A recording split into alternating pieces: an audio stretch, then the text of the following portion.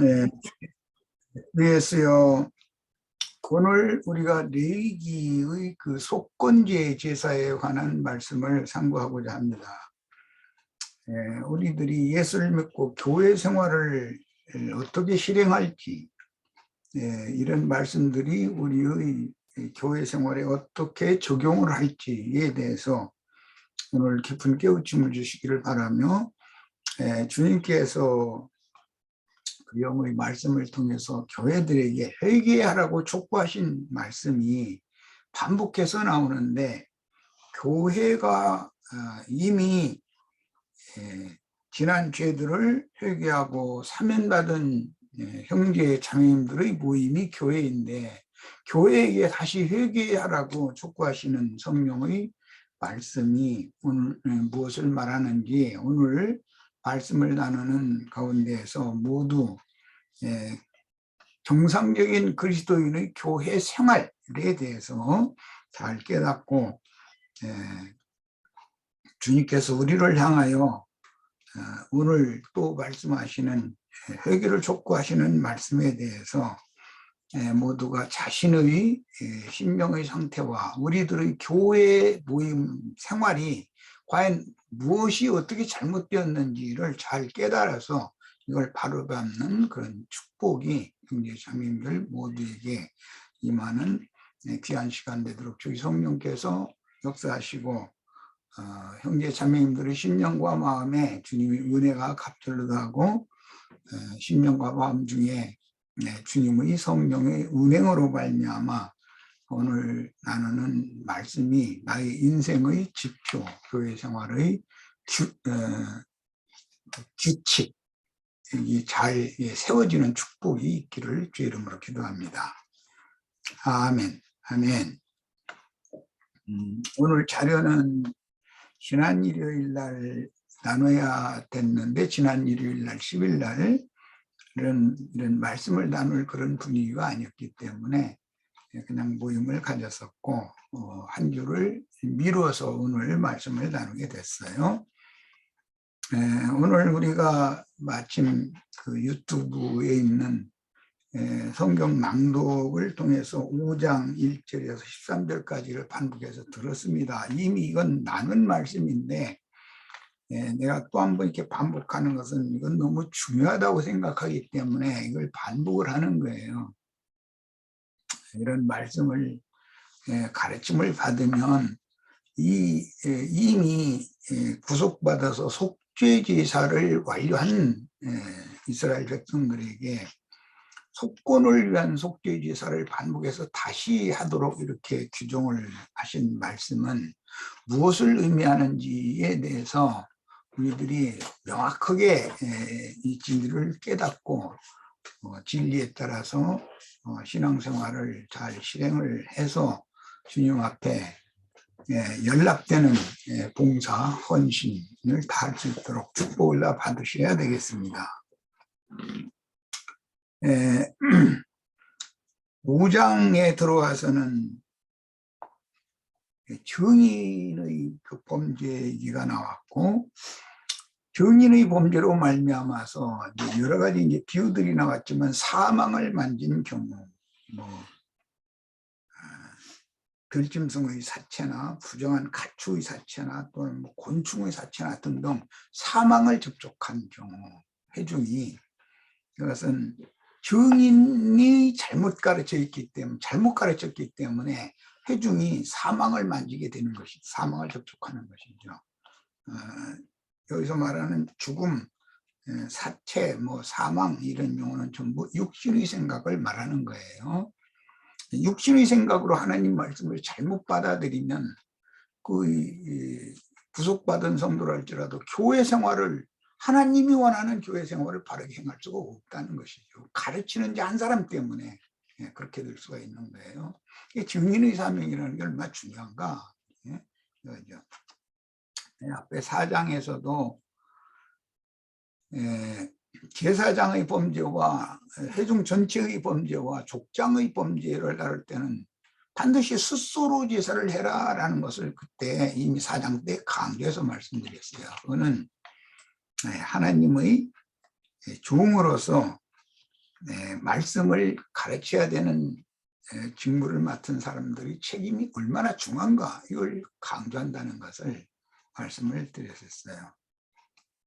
결국은 온 회중이 함께 부정에 연루가 된다라는 것은 가르치는 사람이 다른 교훈을 성경을 크게 오해해서 잘못 가르치면 말씀을 가르침 받는 양무리는 분별력이 없는 어린 양무리들이기 때문에 성경을 모르기 때문에 지금 말하자면 발람이나 니골라당의 교훈을 그대로 받아들일 수밖에 없게 되는 것이죠.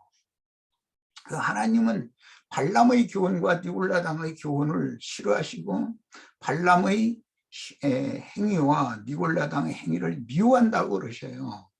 그런데 가르치는 사람이 발람과 니골라당이 가르쳐 놨어. 그러면은 양머리는 회중은 그냥 그 가르치는 사람이 허라는 대로 따라가는 거예요. 그러면 그것이 하나님께는 그런 점에 있어서 회개하라 이거예요. 성경이 교회들에게 지금 말씀하시는 거예요. 그러니까 지금 교회 생활을 잘못하고 있다.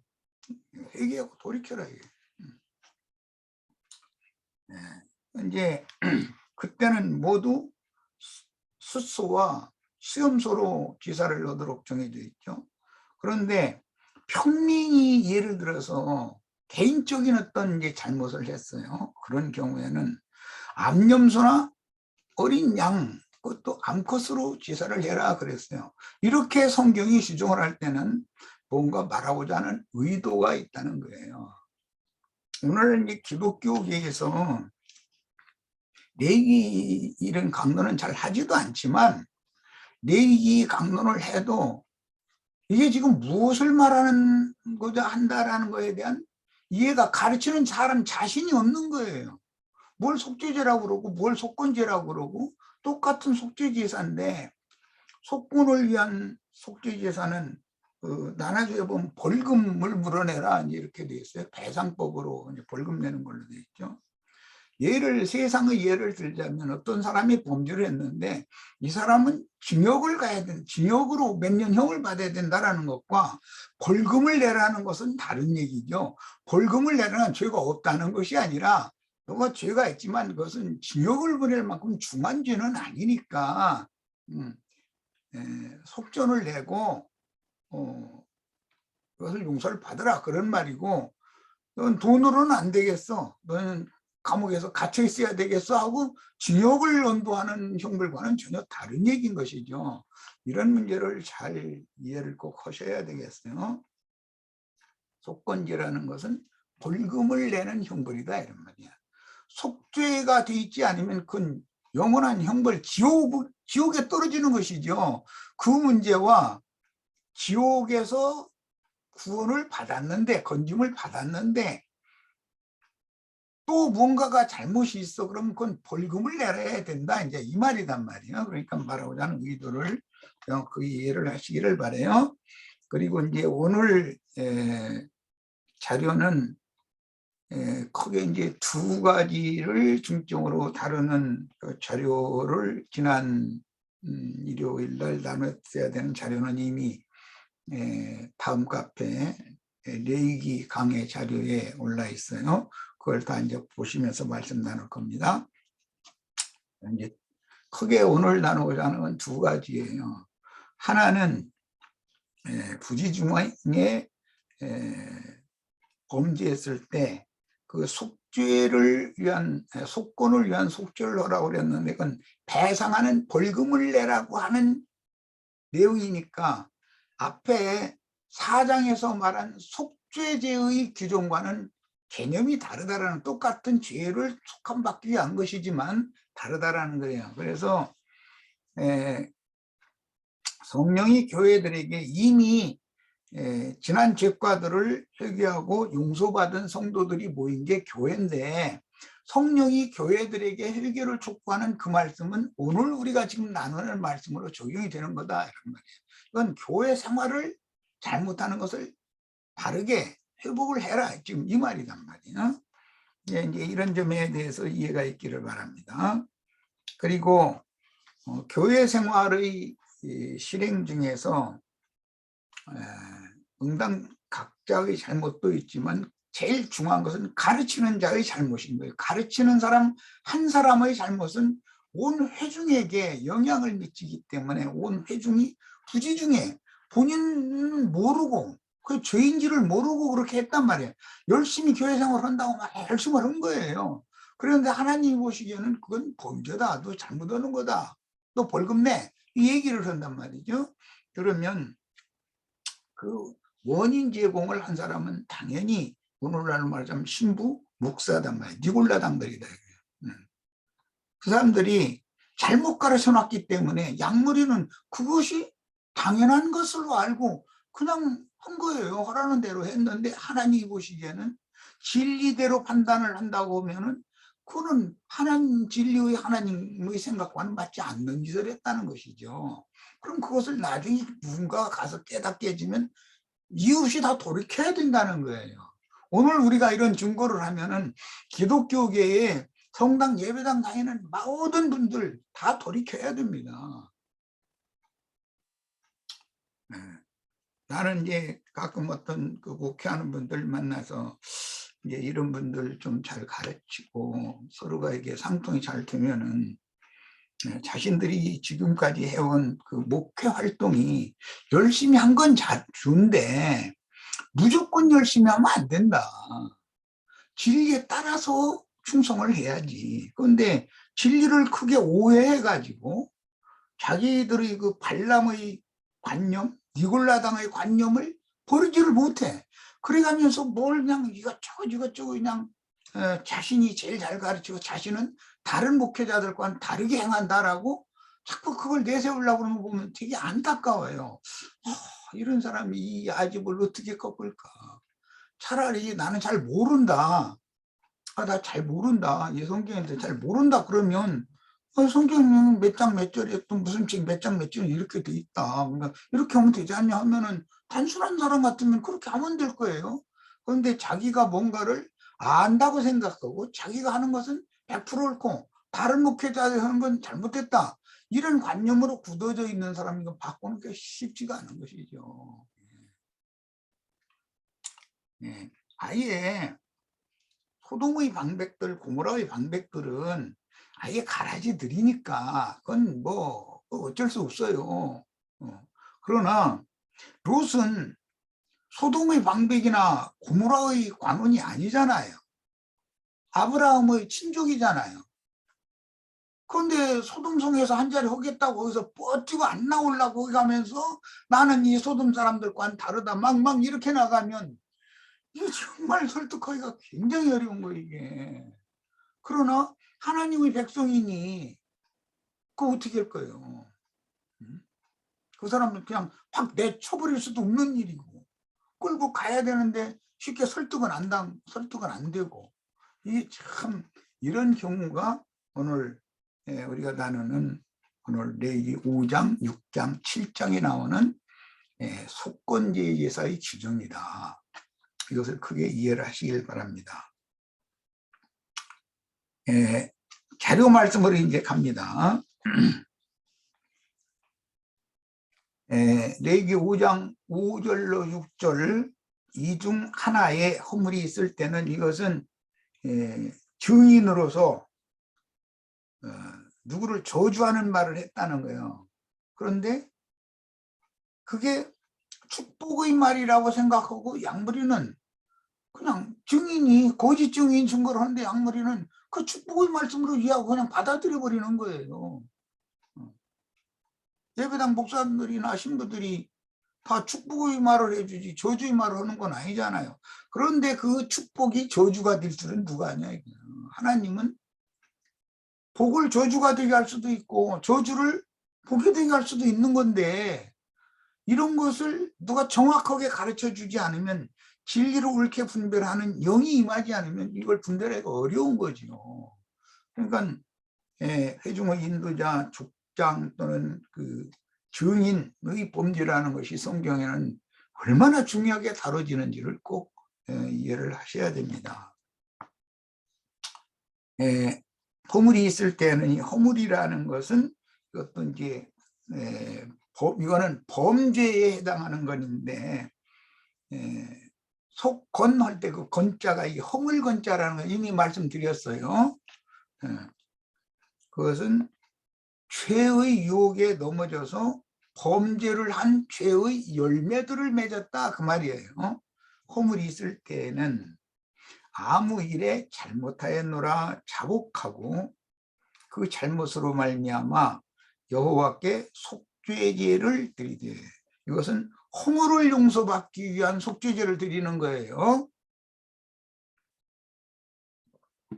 근본적으로 육체 속에 거하는 죄를 심판하는 속죄제를 드리는 것과는 개념이 다른 거예요.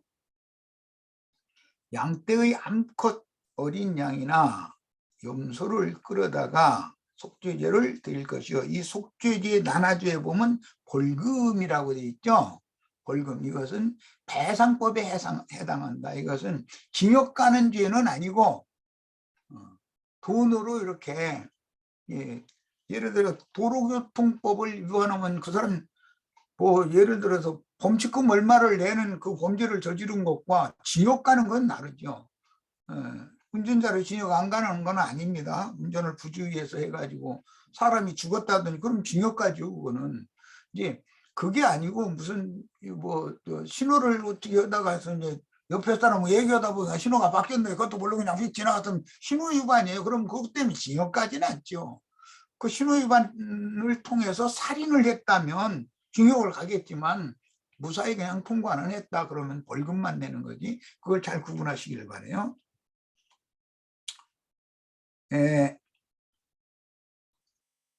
이번에는 민수기 15장 24절로 28절 인용을 읽겠습니다. 이것은 회중의 범죄 이미 레위기 4장 때 했던 내용이에요. 회중이 부지 중에 범죄하였거든 온 회중은 숫송아지 한 마리를, 온 회중이 범죄한 것은 가르치는 사람 때문에 이렇게 된 거예요. 제사장, 족장, 증인의 잘못은 온 회중의 잘못으로 이게 연기가 될 수밖에 없다는 거예요. 회중이 부지 중에 범죄하였거든 온 회중은 숫송아지 한 마리를 여호와께 향기로운 화제로 드리고 규례대로 소제와 전제를 드리고, 화제로 드리는 건 사람이 먹을 수가 없죠. 완전히 불살라 드리니까 소제와 전제를 드리고 수염소 한 마리를 속죄제로 드리라. 속죄제로 드리는 그 제물은 제사장이 거룩한 곳에서 먹어야죠. 그 규정의 다른 점은 뭐냐면 성소 안으로 속죄제의 피를 가지고 들어간 것은 먹을 수가 없어요. 그러나 마당에서만 본 제사를 한 것은, 즉 죄가 가볍다 이거죠. 육적인 죄일 뿐이다. 이것은 그 영혼의 중범이 아니다. 이게 영적인 죄는 아니다 이 말이에요. 이게 성소나 지성소에 가지고 들어간 것은 영적인 중범이잖아요. 그건 중범에 들어가죠. 그러나 마당에 있는 번제단에 뿌려서 속죄를 받을 수 있는 죄는 육신적인 그냥 그런 죄다 이거예요. 육적인 죄 없는 사람이 어디 있냐. 그것은 제사장들이 먹을 수 있는 거예요. 성소와 지성소에 들어간 것은 제사장, 사람은 절대 먹으면 안 되는 거예요. 그 차이를 지난번에 강조해서 말씀드렸으니까 이해를 잘 하시기를 바라요. 그래서 내가 이제 신약 교회 생활을 다루는 신약 성경을 가르칠 때도 영적인 범죄와 육신적으로 어떤 잘못, 흠결, 허물, 티끌이라고 표현하는 이런 범죄는 똑같이 다 범법을 한 건 죄예요. 하나님 앞에 득죄하는 거예요. 그러나 그건 사면받을 수 있는 죄다 이거예요. 그건 가벼운 죄로 보기 때문에. 그러나 영적인 범죄를 범하는 것은 그건 용서를 못 받는다는 거예요. 이 문제를 잘 이해를 하셔야 돼요. 그래서 성경에는 용서받을 수 있는 범죄들도 있지만 용서받을 수 없는 범죄라는 것이 있어요. 용서받을 수 없는 범죄라는 것은 영적인 범죄다 이거예요. 영적인 범죄. 그건 발람이나 니골라당들이 강대상에서 떠들어대는 건 다 전부 영적인 범죄잖아요. 그것은 뭐 무슨 누구를 뭐 미워했다든지 뭐 눈을 흘겼다든지 뭐 소리를 질렀다든지 그런 것 때문에 다 지옥 보내기로만 지옥 안 가려면 어디가 뭐 좀 그러네. 말이 너무 거칠게 나버리네. 지옥 안 갈 사람 하나도 없죠. 예, 지옥에는 신부님 목사님들만 뭐 특별히 가는 거지 뭐. 그런데 신부 목사를 따라서 같이 영적인 범죄를 보면 같이 가는 거예요. 이제 지옥불이라는 건 그 말이에요. 그냥 벌금만 내고 마는 게나 지옥불이 들어갈 필요는 없잖아요. 이걸 잘 생각을 하셔야 돼. 자, 그 다음에 여호와께 향기로운 화제를 드리고 규례대로 소제와 전제를 드리고 순념소 한 마리를 속죄제로 드려라. 속죄제물이라고 하는 것은 마당에서 제사를 한 것, 속죄제물의 피를 마당 그 번제단에 뿌린 그 속죄제물은 제사장들이 먹어야 된다. 그러나 성소에 들어가서 피를 뿌렸으면 그건 제사장이 들 때 사람 먹으면 안 되는 거다. 이걸 내가 강조해서 여러 번 말씀드렸어요. 그 원인은 용서받을 수 있는 죄가 있고 용서받을 수 없는 범죄가 있기 때문이다. 성소 안으로 가지고 들어갔다라는 말은 영적인 범죄다 이거예요. 마당 제사만 하는 거기서 속함을 받는 제사라는 건 사람이 육신을 입고 사는 동안에 흉어몰된 일이 없는 사람이 어디가 있겠냐 이 말이단 말이에요.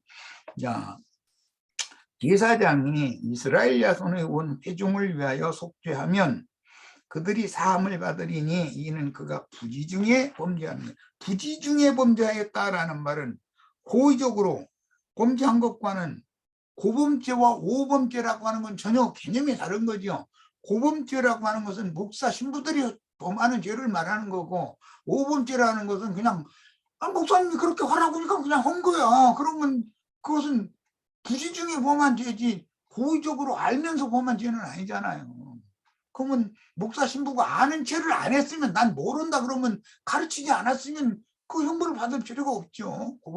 고범죄인으로서 형벌을 안 받아도 되죠. 그런데 자신이 이 세상에서 성경 다 한다 생각하고 여러분은 다 나한테 가르침 받아야 되고 그 대신 난 가르치는 수고를 하니까 여러분 저 가르치는 말에 대한 싹살 내야 되니까 헌금 갖다 바쳐야 된다. 이렇게 하는 것이 하나님 앞에는 용서받을 수 없는 범죄다 이거는. 이런 걸 알아야 돼. 이런 걸 목사들 보고 아무리 얘기를 해줘도 귀가 닳도록 얘기하는데도 못 알아들어. 나 진짜 신기한 일이야. 이게 지금 내가 하는 말이 그렇게 어렵습니까? 성경 이야기가 뭐가 그렇게 어렵습니까? 싹군으로서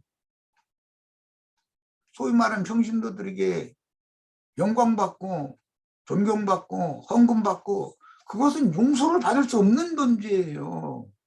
그러나 그 이웃지간에 뭔가 이렇게 좀 다퉜다든지 뭔가 좀 안 좋은 어떤 일들이 있었다든지 그것 때문에 다 지옥 가는 건 아니에요. 그것은 벌금만 내면 되는 거예요. 잘못했으면 거기에 대한 벌칙금을 페널티를 받긴 받아야죠. 이 말씀이 민수기 15장 말씀이 레위기 4장 13절로 26절에 이미 나왔던 말씀이에요. 그게 이제 민수기에서 반복된 거예요. 제사장이 이스라엘 자손의 온 회중을 위하여 속죄하면, 제사장이 회중을 위하여 속죄하려면 제사장 자신이 돌이켜야 되겠죠.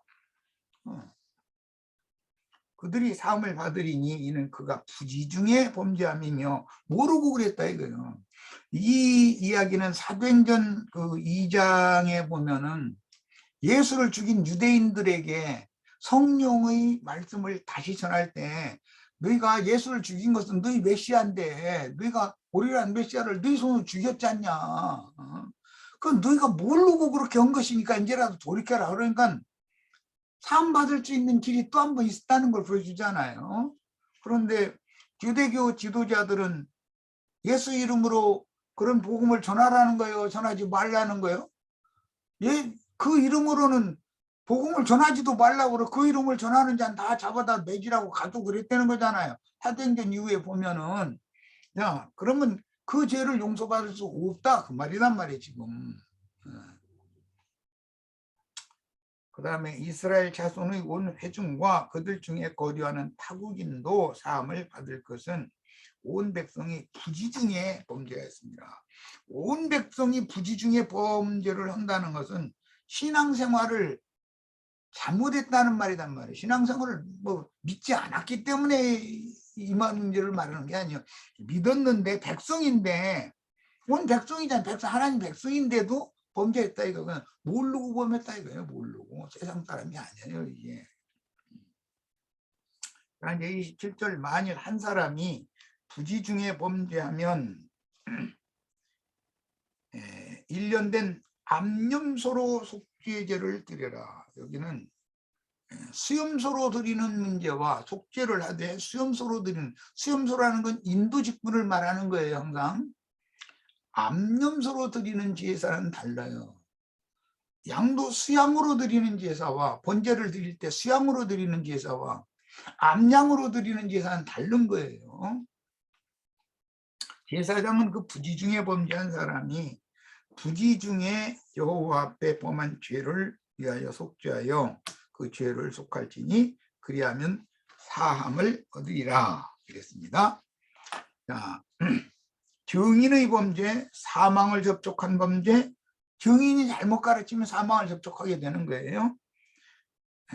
헌맹세를 한 범죄, 우리는 막 목사님 설교 듣고 막 회개하고 죄사함 받고 거듭났으니까 우리는 천당 간다, 이거 헌맹세하는 거죠. 만약에 자기네들 주장대로 천당 못 가고 지옥에 떨어지면 어떻게 될 거예요? 지옥에는 설사 안 가더라도 바깥 어두운 데에 내침을 받으면 어떻게 될 거예요? 이런 것은 헌맹세하는 거다 이거. 왜? 잘못 가르쳐 놨는데 세뇌당했기 때문에 쓸데없는 자긍심에 붙잡혀서 그러는 거 아니겠어요? 그런 범죄들 중 어느 한 가지 죄라도 생각이 날 때는 비록 부지 중에 저지른 범죄라도 허물이 있으므로 반드시 다시 속죄하여, 다시 속죄한다는 벌금을 내라 이 말이에요. 벌금을 내서 정결함을 받아야 된다라는 뜻입니다. 부지 중의 범죄는 곧 언약 때 범한 죄들이요 죽은 행실들인 율법 제사를 드리는 신앙생활이므로 그 부지 중의 범죄자들이 성당 예배당 열심히 다니는 사람들이 지금 부지 중에 죄를 범하고 있는 거잖아요. 주님이 오셔서 유대교인들에게, 안 믿는 사람들이 아니에요, 유대인들에게 오셔서 회개를 촉구하는 거예요.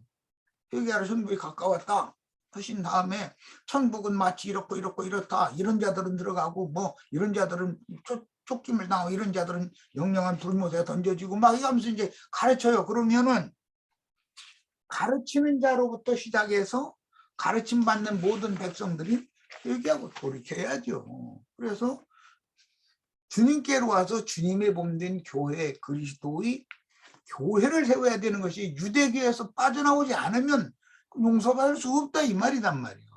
용서해 줄 수 없는 거죠. 교회로 나왔는데 교회 생활을 뭔가를 잘못했어. 그러면 거기에 대해서는 속건 제사를 다시 해서 돌이켜야 된다 이게. 성령 교회들에게 회개하라고 촉구를 하면 또 돌이켜야 되는 거죠. 다를 것도 없이요. 교회 생활을 회복해야 돼요. 자, 그 다음에 예수의 피는 믿기 전에 지은 지난날의 모든 죄를 간과하심으로 단번에 용서를 해주실 수 있을 뿐 아니라, 이것은 속죄제라는 말이죠. 속죄제, 죄를 심판하는 속죄제예요. 속죄제라는 건 죄를 심판하는 제사를 말하는 거예요. 속건제사라는 것은 범죄들을 용서받는 것을 말하는 거예요. 이건 명확하게 알고 계셔야 돼. 믿음으로 옛 죄들을 사면받고 거듭난 영으로 이 생에서 교회 생활을 하여 구원을 이루는 동안 연약한 육신으로 말미암아 다시 범한 모든 허물까지도 자신의 연약함과 범과들을 자복하고 돌이키는 한 또 다시 용서를 해 주실 수 있는 능력의 피다. 그러니까 부지 중에 범한 죄가 아니라 지난날 내가 죄이라는 것 자체도 모르고 죄가 뭔지도 모르고 이러고서 그냥 인생을 열심히 정직하게 열심히 살았어요. 그런데 그 근본적인 속죄를 위한 속죄제사는 지금 오늘 다루는 속건제사와는 다른 얘기다 이 말이에요. 믿기 전은 모든 지난 죄들을 사면에 받기 위해서는 죄가 심판받아야 되니까 결국은 내 육체가 심판받는 거예요. 내 육체 속에 죄가 이제 한타령이 되어 가고 있기 때문에 그냥 이렇게 옛사람을 심판하시는 그 속죄의 문제와 거듭난 새 사람이 되었어. 그런데 그 새 사람이 됐는데도 뭔가 교회 생활에서 허물진 것이 드러났어. 그 문제는 전혀 개념이 다르다. 지금 이걸 지금 강조해서 말씀드리는 거예요. 야, 그런데 그것도 또 반복해서 용서를 받을 수 있는 것이 예수의 피다 말이에요. 피의 능력이다 말이에요. 그러므로 이미 구속받은 성도들이 혹시 무슨 사유로 넘어져서 마귀의 참소가 있을 때마다 영원하신 성령으로 말미암아 하늘 성소에 이미 뿌려진 예수 그리스도의 피를 다시 힘입고 때를 따라 돕는 은혜의 성령에 의지하여 담대히 은혜의 보좌 앞에 나아갈 수 있는 새롭고 산 생명길이 열렸음을 바르게 인식하고 끝까지 예수에 대한 믿음을 지켜야 합니다. 믿음을 지키는 것이 이제 중요한 거예요. 일단 처음 믿는 것도 중요하지만 그 다음에 믿음을 끝까지 지키는 게 그렇게 중요하다는 거예요.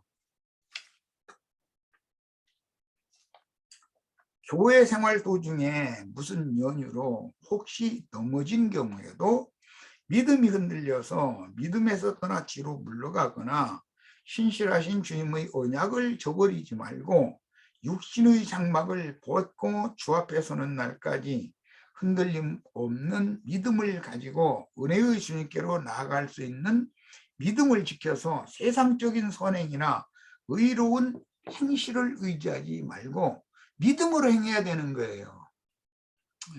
하나님 앞에 의롭다 하심을 받고 의를 이루는 문제는 믿음을 따라서 성령을 따라 믿음으로 성령을 따라서 믿음 안에서 행하느냐, 천연적인 옛사람으로 선을 행하고 세상이 의롭다는 의를 얼마든지 행할 수 있어요. 그러나 그것은 하나님의 법, 하나님 나라의 법에는 그것은 소용 무효다 이거예요.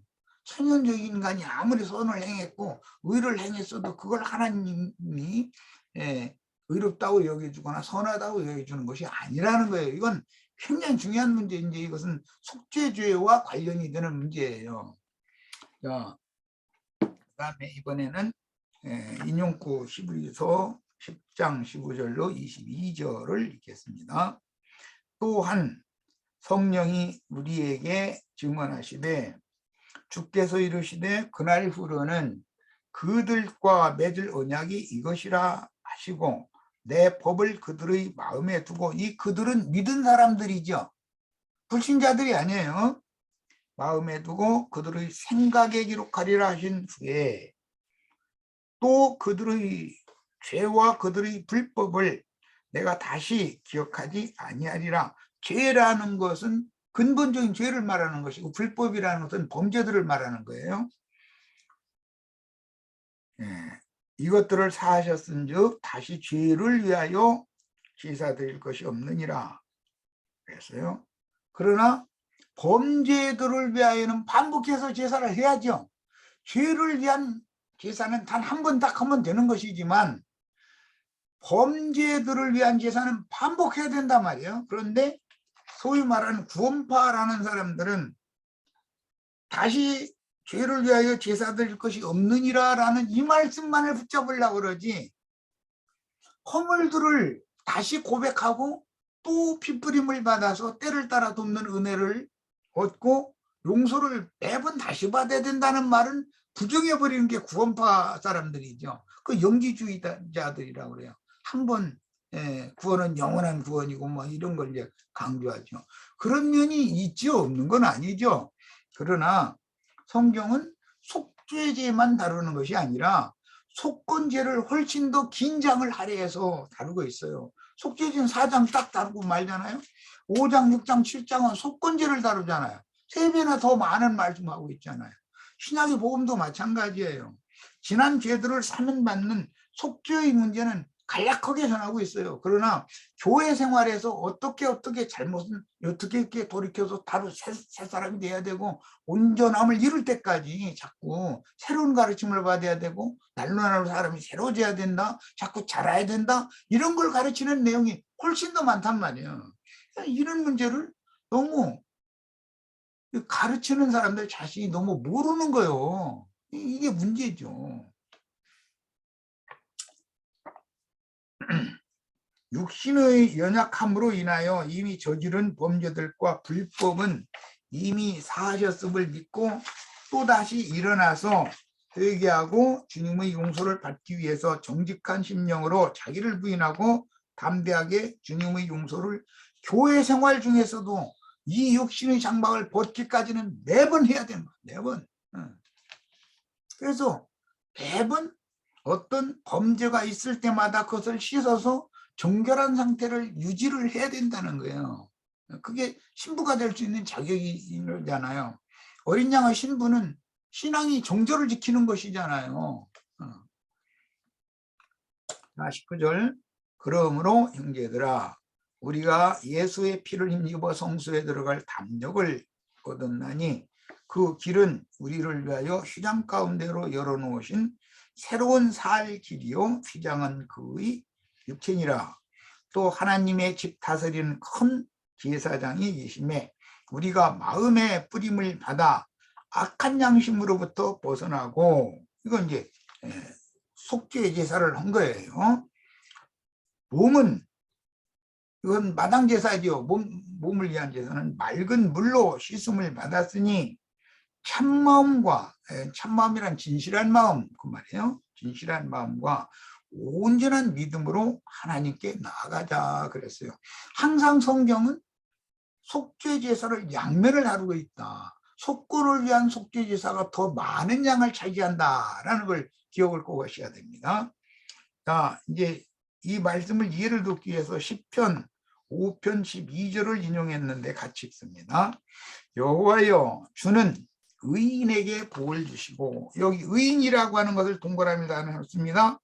의인이라고 성경이 말하는 것은 인간으로서 불법을 한 번도 범한 적이 없다라는 말이 아닙니다. 불법이 많지만 회개하고 돌이켜서 처음 복음을 믿을 때 지난 죄들을 단번에 용서를 다 받은 사람을 말하는 거예요.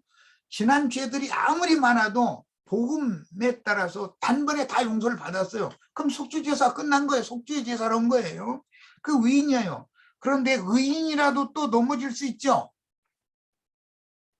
의롭다 하심을 받은 사람들도 교회 생활을 하는 동안에, 남은 인생 사는 동안에 얼마든지 넘어지고 뭐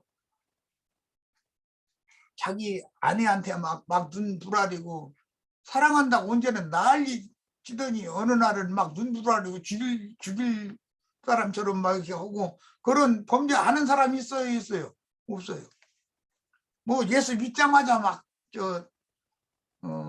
성인 군자가 돼가지고 부처님 가운데도 막 돼가지고 막 아내가 막 영 아닌 소리를 해가면서 긁어대는데 부처님 가운데도 막 내가 그래서 계속 실금실금 웃고 이러고 그냥 인생 살았다면 뭐 나도 그거 본받고 싶어요. 그런데 그게 안 되지. 그건 거짓말이지. 하나님 그걸 왜 모르냐 이거예요. 그러니까 의인이라는 처음의 기준이 뭐냐. 불의한 사람, 의로운 사람이라는 기준은 예수를 영접함으로 지난 죄들을 용서를 받은 사람이냐, 그런 적이 없는 사람이냐를 말한단 말이에요. 세상적으로 막 복서도 살고 그런 걸 말하는 것이 아니에요. 야, 의인에게 복을 주시고 복음을 믿은 사람이에요. 밤뼈 같은 은혜로 그를 호위하시리다 그랬어요. 그러니까 복을 주신 다음에 은혜로 호위를 해 주셔야죠. 너 이제 복 받았으니까 이제 내가 너를 안 지켜줘도 돼. 그러면 넘어져요, 안 넘어져요? 방패 같은 은혜로 호의 지키심을 받아야 된다 이거예요. 의인이 됐으면. 자, 이 말씀에 이제 설명이 쉽게 드릴 수 있는 구절이 잠언 24장 16절입니다. 대적 의인은, 성경에 말하는 의인이라는 건 지난 죄들을 단번에 용서받은 사람을 말하는 거예요.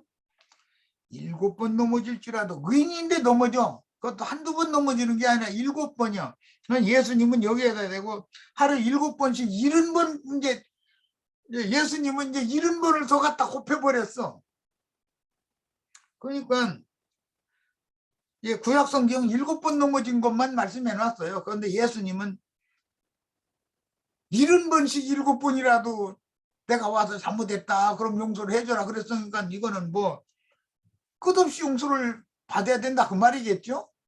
이 문제를 기독교계의 그 영지주의자들이 너무 간과하고 있다. 그러면 저희는 다 이제 온전케 됐고 막 의인이 된 것처럼 떠든다 이거예요. 저한테 오면 이제 막 마누라가 막 미운 소리를 막 도저히 참을 수 없는 소리를 했었는데도 막 웃음이 계속 나와. 마누라를 생각하면서 막.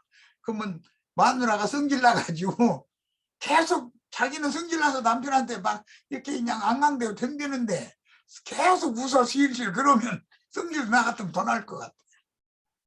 응? 누구 놀리느냐 그럴 거 아니에요. 그런 것을 추구하게 만든 게 복음이 아니다 이거예요. 야, 대적 의인은 한두 번 넘어지는 것도 아니고 7번 넘어진다고 해놨어요. 넘어질지라도. 예수님은 70번씩 7번, 490번 넘어진다고 했어요. 또 예수님은. 그러니까 이것은 이미 믿는 제자들이 끝없이 용서를 받아야 된다는 말이란 말이에요. 이게 그날 이후로가 더 중요하다. 다시 일어나려니와 7번 넘어질지라도 다시 일어나려니와. 그럼 자기 스스로 일어나는 거예요. 방패 같은 은혜로 붙들어 주시고 잡아 일으켜 주시는 거예요. 아니, 지난 죄를 용서해 주셔서 너 의롭다 하신 그분이 붙잡고 이렇게 세워 주셔야 일어나는 문제다 이 말이야. 이 문제는 안 그러면 뒤로 물려가 심리에 빠져가지고서는 못 일어나면 그걸로 끝나잖아요. 저 시간 여기까지 해서 일단 시간이 됐으니까 잠시 마치고 잠시 쉬었다가 이어서 하겠습니다. 잠시 쉬었다 갑니다.